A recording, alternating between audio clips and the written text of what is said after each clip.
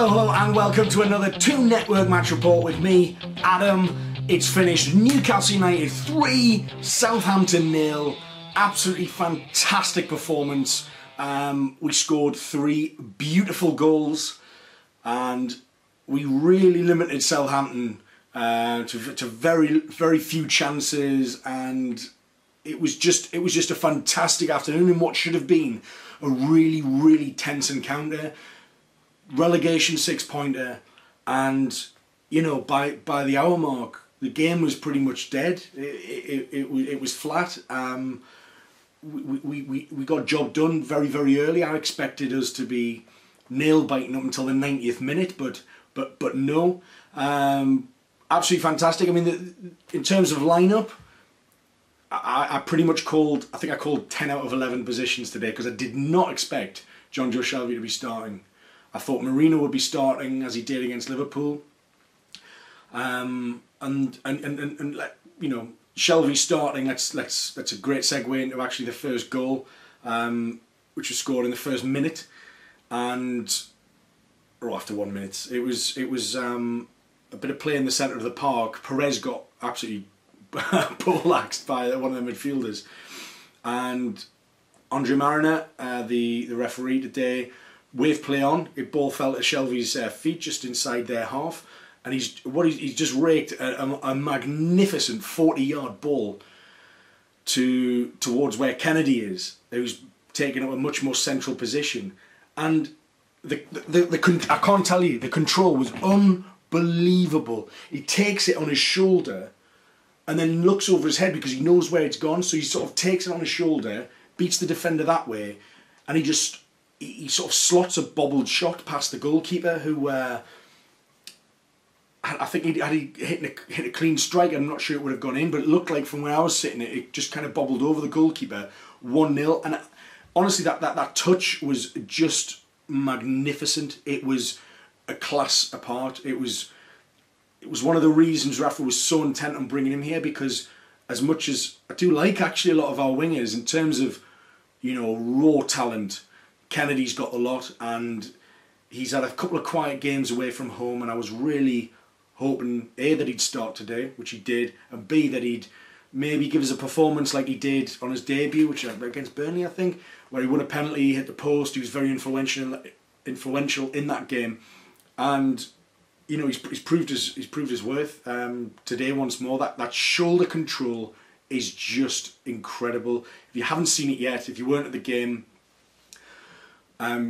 definitely watch Match of the Day or whichever outlets you like watching your football on, because it is so worth watching. It is just marvellous, absolutely brilliant. And you know, I did a Southampton preview podcast for True Faith. If you get over to on Twitter at TF Weekly Pod, you can sign up for extra podcasts there, and you can hear me chatting there. And basically what I was saying there was that, you know, you look at the mentality of Southampton at the moment. Yeah, they're a squad, they're a team who probably shouldn't be where they are, but since Puel's left, or they sacked Puel and they brought Pellegrino in, they really, they've just sunk like a stone, and they don't seem to have the belief. And last week, Josh Sims, the young lad who we actually saw in the second half today, really good player. I rate him quite a lot. I think he'll go into big things. But he was getting interviewed on Match of the Day, and it was almost like he was quite casual and quite blasé about the situation. You know, they were saying, interviewer was maybe saying, you know, do you think you can get out of this situation that you're in, this relegation battle? And he was like, you know, yeah. It was almost like, yeah, we're Southampton. It felt, he didn't, not in so many words, but it felt like he said, well, they're too big to go down. We're confident we'll get ourselves out of this mess and stuff like that. And it just seemed to me that they were, if he's echoing the sentiments of the dressing room, then it feels like Southampton are in denial. I mean, their fans have travelled so long today, and they've had to watch their team go down after a minute, which is, I mean, that's always difficult. I remember going to Sheffield Wednesday years ago, and we were 1-0 down after 2 minutes. Carbone scored that day, and yeah, I mean, it just sets you off on a, you know, you've spent all that time and money getting there, and to sort of instantly be at a deficit it must be terrible. And towards the end of the game, they were shouting, they were booing the manager. I mean, they need to kind of, I think, boo the board for getting rid of Puel, who's now doing wonders with Leicester. They've won today. Fantastic result for Newcastle in that, and in Leicester beating one of our I think it was West Brom, and they have to absolutely whitewash them in the end 4-1. But it just seemed to me that there was an opportunity there to get them rattled. And what we have done, and what we do every home game, is that we push hard. And I must have gone on about this so many times on these match reports. You know, gone on about how we push hard in the first half, but you know, it always seems that we don't take our chances, and the longer we don't put chances away, the opposition become more confident, and then that's when we lose games 1-0 or we concede late goals. And because we don't have a lot of possession usually, well, before this game it was an average of under 44%. When you don't have the ball, you have to chase more, and maybe that makes us fatigued towards the end of the game. Whereas I knew that Southampton would have more possession away from home, because they averaged about 49% away from home. We averaged about 43.8%. So I expected them to have more possession, but then I did expect that we would do more with our possession. We would be more efficient, would be more resourceful, and create more chances. And in the end, Southampton really didn't give us a football match. It was not a contest. And you know, I don't mind Southampton as a club. I think they're all right. But you know, I'm in a dog-eat-dog world at the bottom of the Premier League table. You know, I'll climb over anybody for Newcastle to rise up the table, and that's what they've done today. And you know, another counter-attack in midway through, sort of in the early parts of the game, and Gale found himself bearing down on goal, and he had a snapshot outside the box, and Perez was with him, and he was on his wrong foot, Gale, and he drove a left foot shot. He got decent enough contact, but the keeper's made quite a clean save, and you kind of think that's a big chance. That is a very, very big chance, and with Perez, who was with him all the way, probably if he'd passed it, Perez would have been on his right foot. Would he have scored it? I'm not sure, but he might have had more luck than Gale on his left. But it just showed that you know, more defensive frailties from Southampton, and that, you know, as I was just saying before, the weakened mentality of Southampton, that we got them rattled in the first minute, and that we got them to concede in the first minute, meant that we were on the ascendancy, and suddenly it just calmed everyone down in it. And after that first goal, the ground was absolutely raucous. It was fantastic atmosphere to be in, and celebrating that goal. And every time I look towards the linesman, because I just expect something to go wrong. I expect things to not go as well as they did today, which is really, really strange. On the half-hour mark, Southampton had been enjoying a lot more possession, starting to push us back and into our defensive third, and they had a corner which kind of came out to Lamina, who's, you know, one of their better performers this season, and probably a higher quality player than most in that squad. And he went for some wild shot on the edge of the box, and he completely air kicked it. He missed it, swiped it. Don't know what happened. Just utterly misjudged it. Jose Perez has picked it up, and his movement and Gale's movement all day was very, very impressive. Very impressive. For all that Jose gets, you know, a bit of criticism for not getting enough assists or goals, and it's easy to say, well, he does just work hard. Well, he really, really did today, but in a way that allowed us to apply pressure to Southampton in crucial areas, and won us a lot of territory and won us a lot of possession. And I think that was his contribution was really important. And his contribution for the second goal in particular, which is what I'm explaining now, was just fantastic. And this goal was, like I said at the start of the video, it was beautiful. It was an absolutely textbook, perfect counter-attacking move. It was decisive, it was pacey, and it was intelligent, and it was clinical. I could not stop thinking about it, even at the half-time, about how perfect this goal was. So Jose gets it on the edge of our box, past the fallen Lamina after his missed kick, and he just drives, and he drives past it over the halfway line, and Southampton are panicking and trying to get players back. He's got Kennedy running on his left-hand side. He doesn't play him in. Meanwhile, Gale, just coming up behind him on the right-hand side, is busting a lung to get in there. And he's obviously given Perez a call. Perez knocks it wide to Gale. Now, in that situation, Gale of, say, Crystal Palace days probably would have shot. Pretty confident about that. I think in that instance, he'd had another shot before on his left foot, which he probably, he had a good contact with, but on his right foot he would have been a lot more confident. He's on the edge of the box. Southampton struggling to get back. He's got a clean shot on goal, really, but very, very, very intelligently picks out Kennedy at the back post, who had continued his run. And Kennedy, from close range, again, I've looked over at the linesman because I cannot believe it, and Kennedy slots it in for 2-0. And what a half an hour. And for Gale to be able to do that, this is Rafa Benitez coaching. This counter-attacking move. Now, we've played on the counter-attack all season. We've been working hard to be able to produce a goal of that quality on the counter-attack. It was emphatically brilliant. It was, Man City scored that goal, Barcelona scored that goal, everyone's up and they applaud.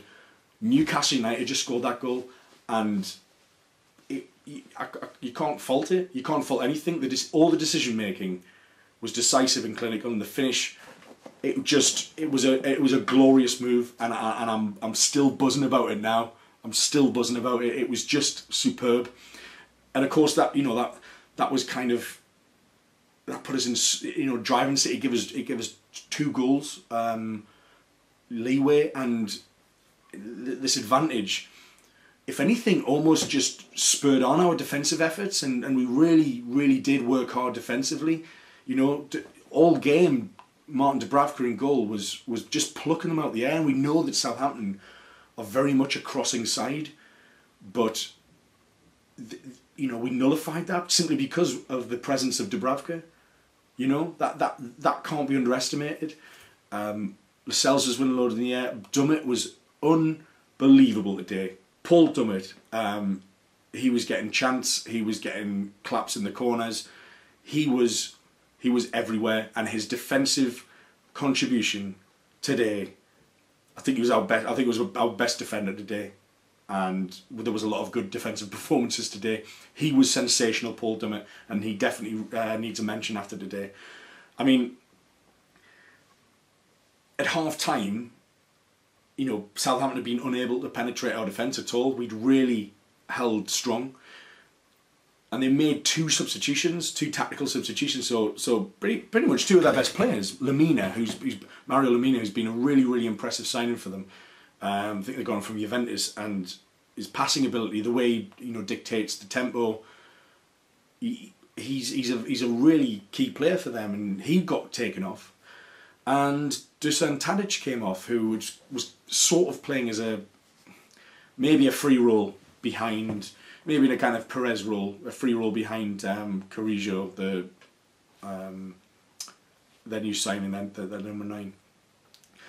And whether he thought, right, intelligence isn't going to be able to break them down with pass and moving, so let's just put on raw pace. So on came Shane Long, who has historically always caused Newcastle defences problems, especially at St James's Park, and the young Josh Sims, who I mentioned earlier. So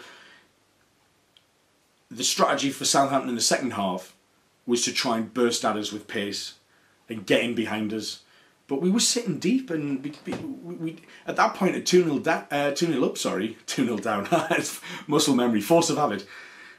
We didn't need to commit forward too much, so we were comfortable sitting back, like we did against Man City, and we did do against Manchester United as well in the last home game, where we got our goal and we just sat back and just soaked up the pressure and believed in our banks of 4 and stopping and nullifying them. And Diarme was everywhere today, breaking up play. He had a really good game.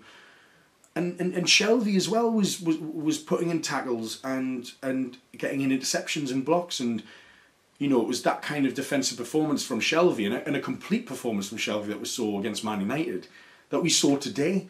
He was excellent going forward. He was very influential in the middle of the park, and he got 2 assists as well. And you know, given that the fact that most thought he was injured, he wouldn't have even made the bench today, to start and have an impact after a minute, and then put on a performance like he did, he's sensational. And this is one of these, you know, Rafa clearly doesn't like the temperamental Shelvey, the Shelvey he can't trust because of discipline. But when Shelvey's able to turn in performances like, I mean, against Bournemouth, he had a really, really good game. He was injured towards the end where he got criticised for Gosling's goal, even though he was tackling and he did miss that chance at the end, but he wasn't the only one to miss a chance. He had a great game against Man United. He was absolutely sensational against Man United. And today, he was so influential to us beating Southampton today. He was brilliant. And what I really noticed in the first half and the second half as well, when there wasn't a pass on, instead of going backwards, and this happened, Shelvey did this a lot, we'd hook the ball up, Richie as well, we'd hook the ball up high and over, and basically knocking up high balls for Gale and Perez to run onto. Asking the question of the defenders, the Southampton defenders, who either had to head it out or sometimes they controlled it and brought it out and we lost possession. But a lot of the time, because they were put under such intense pressure from the front two, they were making mistakes, they were heading it out of touch, so we gained territory and we gained ground and we were able to regroup. And we did this all game, and it must have been, again, another Benitez strategy of applying pressure to the Southampton defence. So Yoshida was out, so it was Stevens and Wesley Holt who are the Dutchman, and Cedric, not a lot of pace between them, which is why I think Perez and Gale caused a lot of havoc. Bertrand obviously has a lot of pace, but he was quite quiet today, I thought, as was Redmond, and some of their key players who could have, you know, usually causes a bit of problems, didn't really turn up. And you know, Ward-Prowse had some great deliveries, but apart from that, there wasn't much to write home about for Southampton. And you know, in the second half, again, we just allowed Southampton to kind of tire themselves out, trying to attack us, but they just couldn't find a way through. And when we did have possession, you know, the crowd were great. There was loads of chance going. You know, Lascelles was getting a chance. Dummett was getting he's one of our own chance, which I think has been a long time coming. Absolutely great to see that. And you know, we had sort of more chances on the overlap where Kennedy rushed through and maybe I thought he was going to shoot, but he played it into Perez, and Stevens nearly headed into his own net into the second half as well. But it was the 3-0. It was the Richie goal that basically sealed the points for us on the hour. A position that was a hugely luxurious position for Newcastle to be 3-0 up, even at any stage of a football match. And Shelvey sort of received the ball. I think Kennedy was involved on the left. Shelvey received the ball and he tried to beat his man. He turned one way or the other and then tried to go again to curl on his right foot. And the defender did quite well. So I think Shelvey, in that point, he was just hovering on the edge of the box. I think he realised he wasn't going to get a good shot away. So all he's done is just nudged it along. Square ball, nudged it along. Richie's waiting there. And Richie, what a hit from outside the area. Now, if you've read any of my articles recently, the last article I wrote about, you know, why Newcastle aren't scoring enough, is that we have too many shots from outside the box. And actually Newcastle, before this weekend, had the highest percentage of their shots, of their total shots, from outside the box. And obviously the odds of scoring from outside the box are a lot longer than they would be from inside the box, as you would expect, but they're significantly longer, which is why most teams don't score most of their goals from outside the box, they score from inside the box. Kennedy's both goals inside the box. But Richie, from outside the box, he's just lashed onto it, he's just driven it. And at this point in the second half, the rain had fallen a bit, it rained overnight, so it was probably a bit skiddy, the grass. but he's just bent a drive, and he's placed this drive bent round the goalkeeper, and it's just slotted perfectly into the back of the net, and it's what a hit, and probably, you know, and the crowd go wild. And probably my favourite moment in the whole game was, so they're all off celebrating Richie's goal. Meanwhile, Rafa Benitez, ever the perfectionist, not allowing emotions to get in the way of delivering some key tactical information to John Joe Shelvey. So he calls John Joe Shelvey over. So Shelvey misses the celebrations in the I think it's the southwest corner, and so Benitez is delivering some information to Shelvey after Shelvey's just supplied 2 assists. There's always more that he can do. So after he finished talking to Rafa and he's coming away, and Richie comes up to him, and they have a really, you know, nice moment together where they are kind of having an embrace and a little chat and then a couple of words together, and they're just buzzing. And Shelvey's quite a stoic figure and stoic character. He's quite a mysterious guy, and keeps himself to himself, and he knows he's got issues, but he's, you know, he also knows, and we also know, that he's got a bag of talent. And if he just channeled more performances like today, like against Man United, you know, he'd be getting in England squads easily, because he has something that nobody else in England has in terms of midfield passing range, and just his vision is it's freakish. He can, it's almost like you can see bird's eye view. And he had a lovely moment with Richie, and it was just heartwarming. It was really nice for a guy like Shelvey to be, he's usually quite stoic, to show those emotions. And when he does show those emotions, he's really impassioned and he loves it, and that was just a great little moment. So after that, you know, Southampton tried to push forward, but, you know, the game really did die out at that point. Southampton weren't getting back into it. They had a few more corners. In fact, like cross-wise, they put in about 20 odd crosses in the game, like 24 crosses. And Newcastle's was about 9. That was a difference in the way that we played. And they had a couple of chances, but no, they just didn't manage it. Dubravka made a good low save from a Carrillo, tried to turn it in on the 6-yard line, but Lascelles was there tackling. But they just didn't give us enough enough problems to be able to claw the way back into the game. I think the third goal really mentally killed them off, and the second half was strangely casual. Whereas, as I mentioned earlier, I thought it was going to be a very nervy ending to what was a very crucial game for both teams.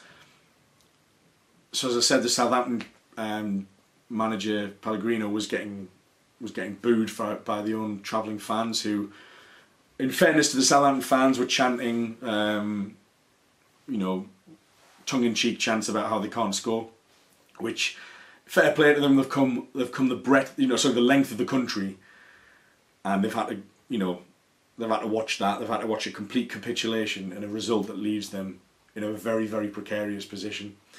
In terms of players and sort of individual performances, I'll probably, so Kennedy obviously scored 2 great goals, finished off an amazing move, and created one out of individual brilliance after an amazing assist from Shelvey. Dummett, I thought, was really, really good today. Our best defender. Diarmi broke up play very, very well. Did a very, I guess, unsung job in the middle of the park again, and he was very, very important for us. Dubravka was plucking balls out. He missed one, and he missed another where it sort of, he tried to throw it out and it slipped out of his hand, and they nearly scored from it. But ultimately, you know, 95% of those crosses, and Dubravka he was like he had Velcro gloves. He was really, really good. Lascelles again put in another sterling performance, but I'm going to have to say Shelvey for man of the match. I know Kennedy scored the 2 goals, but Shelvey's 2 assists, and I think to have that influence made the difference for us, and we saw that after a minute of the game of him starting. Had he not started, we wouldn't have scored that first goal, and it might have been completely different. Kennedy did fantastic, and as we know, you know, he kind of burnt out a bit towards the end when he came off for Atsu. But Shelvey, for me, was hugely, hugely influential for us, and he gets my man of the match. But you know, looking at it, it's been a fantastic day really for results. So if we have a look, Everton beat Brighton 2-0, which is great. I mean, I know Brighton are pretty much out of it at the minute, but it just pulls them back in to a position where we can hopefully get ahead of them. You know, Huddersfield Swansea. I would have wanted a draw. Could I choose? Huddersfield Swansea drew 0-0, which is absolutely fantastic. Perfect for Newcastle. Newcastle 3, Southampton 0 is pretty much a perfect result for Newcastle. West Brom 1, Leicester 4, as I alluded to before. West Brom gone. Have to have been gone. Pardew's down. They're just in a terrible place right now. Burnley 3, West Ham 0 at the London. So that West Ham 0, Burnley 3. So West Ham have an absolute pasting as well. And that's a really, really important few results for us. Crystal Palace are currently, as we stand, I'm just finding this out right now, brilliant. Oh, it's 2-0. You heard it here first, or you're probably watching it anyway, but that's 2-0. Willian and Martin Kelly with an own goal. Brilliant. So we could probably write Crystal Palace off as well. Wow, that was a nice surprise. So we've got Bournemouth away to Tottenham, but to be honest, I think it's more about the teams sort of below. But you know, Bournemouth are just ahead of us, so that's if we can get beat again or just at least not win, that'll be excellent. So as it stands, Newcastle in 13th position on 32 points. We are 4 points off top of the table, which is top half of the table. Watford in 10th on 36. So we're getting close to the realms of amassing a points total which other teams in previous Premier League seasons have survived on. People have survived, I think, on 34, 35 points, and we're only a win away from that. So, you know, Huddersfield next, we've got a huge break ahead of us, but Huddersfield next, I kind of said before, if 4 points out of the next 2 home games, so we've got 3 already, I think even a draw against Huddersfield's canny, but a win, I think, pretty much seals our survival, because I don't think we'll lose every single game from till the end of the season. I think we'll pick up a couple of draws, and even another win with a couple of draws puts us on like 37, and I think that's enough. With it being so tight this season, I don't think we'll need that many points to survive. So things are looking really, really rosy at the minute. That's 8 wins now, 8 draws in 30 games. Goal difference, we've rose up the table of the goal difference table, so we're on -10 now, which is equal to Bournemouth, which is the joint best in the whole of the bottom half of the table. Now, Benitez gets criticised apparently for his negative tactics, even though he's literally just being resourceful with the with the limited players that we do have. He's getting the best out of them, and goal difference in our league is worth an extra point. So that's absolutely huge. So table-wise, we're looking really rosy as it stands, although Palace might come out of this. Stoke still have to play this week as well. But as it stands, we are 5 points clear of the relegation zone, which is massive. We're currently 12 points clear of Alan Pardew's West Bromwich Albion. How nice does that sound? That's music to my ears. As was the chanting today. Honestly, I absolutely loved the atmosphere today. We needed to back the lads today, and granted, a goal in the first minute always helps. Being 2-0 up after half an hour always helps. Being 3-0 up after an hour always helps. But I thought the chanting and the positivity around the place, and we were applauding all of our players instead of getting on their backs. Just fantastic. What a day to be a Newcastle United supporter. Results have gone our way. It's looking rosy. We've got a lot of time now to prepare for the Huddersfield game. The last time we had a big game against Huddersfield was in the Championship last year, when it was a must-win during that week that we played Brighton and Huddersfield away, and we got 2 results. It was probably the defining week of our Championship season. We've got another big game against Huddersfield, who only managed to draw against Swansea today. So for us to get through against Huddersfield, you know, We're ahead of them now by a point. But our goal difference is 15 better than them.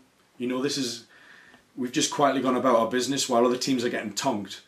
Rafa Benitez has been sensible and pragmatic, and that's why we are where we are. And that's why it looks like at the moment he's going to keep a very, very average Newcastle United side in the Premier League on a shoestring transfer budget, simply by galvanising, organising defensively and coaching our players to score on the break like we did today in what was just watch it. It was an unbelievable goal. And all the goals today were beautiful. So I think that's about it. I've ranted on for long enough, but I'm just buzzing. The adrenaline's still going. Thanks ever so much for watching or for listening if you're listening on a podcast. Please subscribe and tell your friends about if you've enjoyed the video, if you like these match reports. If you've got any questions you want me to answer, please get them in the comments below. I do try and get to respond to pretty much everything, and I really appreciate when people try and engage with me, because it's what I do it for. I love chatting football. I love chatting Newcastle, and I love getting into debates and seeing what other people think, because even if you disagree with me, I want to hear from you, because, you know, it's not just my opinion that's valid. Everyone's opinion is valid, providing it's not ridiculous. Yeah, fantastic. Obviously, get us followed on Twitter if you're not already, at The Two Network, and we're on Facebook at /The Two Network 1892. Also, if you haven't already, please subscribe to the True Faith weekly podcast, because you get to hear me on there. Get involved in some of the other bonus extra content for Patreon subscribers, which is £5 a month. But head over to @TFWeeklyPod on Twitter, and you find out all the details for that, so you can see more of me. You might be sick of me, but you can hear more of me on there as well, and some great pods by the other guys as well for your Newcastle fix. Right, I'm going to go now. I'm buzzing. 3-0 Newcastle United. What a day. And what a performance, what a result. Rafa Benitez, you're amazing. Kennedy, what a legend. Shelby ran the show. Thanks everybody. I've been Adam of The Two Network. Bye-bye.